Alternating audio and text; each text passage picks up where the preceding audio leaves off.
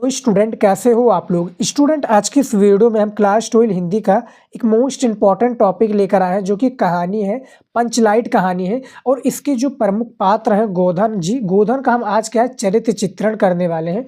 ये board exam में आपका हर साल पूछा जाता है और इस बार भी 100% पूछे जाने वाला ये टॉपिक है। आप जाकर पिछले साल का भी पेपर देखेंगे तो ये हर साल पूछे जाता है। एक खंड काव्य हो गया और एक आपका कहानी हो गया, ये कभी नहीं कटता है, पूछा ही पूछा जाता है। तो आज के इस वीडियो को देखने के बाद में आपका 5 नंबर जो कहानी में है ये बिल्कुल पक्का होने वाला है, क्योंकि इसमें क्या है हम गोधन का चरित्र चित्रण करने वाले हैं। तो वीडियो को लास्ट तक देखिएगा। इसमें क्या है बहुत ही आसान तरीका हमने बताया जिससे क्या है आप लिख कर 5 नंबर बड़े प्यार से पा सकते हैं।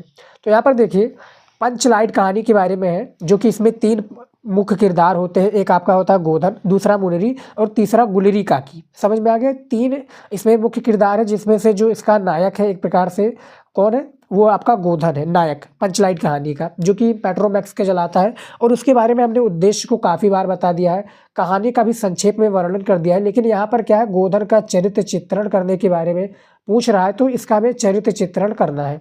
तो यहाँ पर देखिए कैसे लिखेंगे।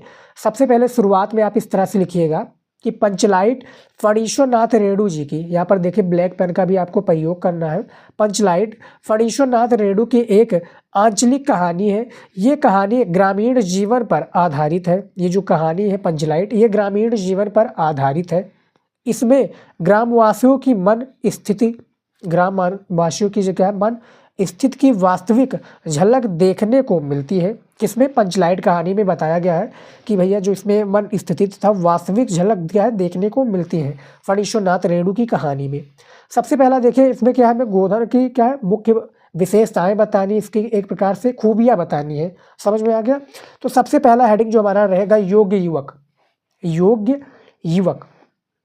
गोधन पंचलाइट कहानी का क्या है, गोधन जो है पंचलाइट कहानी का एक ऐसा पात्र है जो अशिक्षित होते हुए भी क्या है, जो अशिक्षित होते हुए भी योग्य है।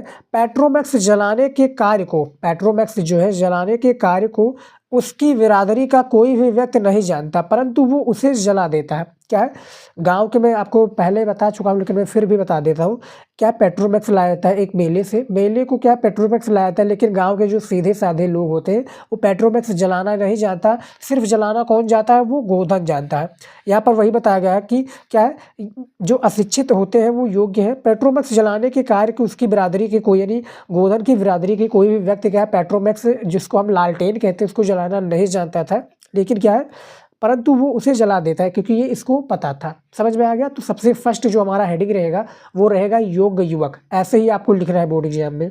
दूसरा रहेगा गुणवान। 80 शब्दों में हमें इसका आंसर देना है, जिसके लिए एग्जामिनर हमें 5 नंबर देगा।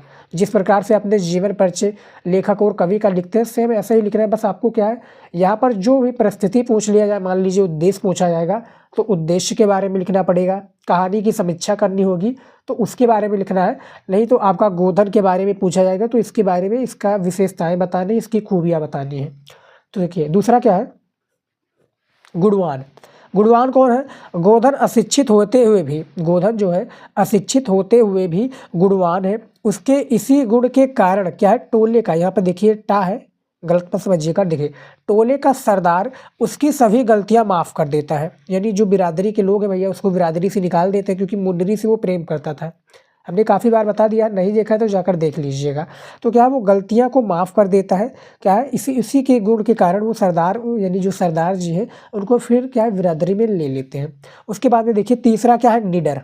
निडर के बारे में भी यहाँ पर बताया गया है कि गोधन से क्या है, गोधन में निडरता का गुण भी है।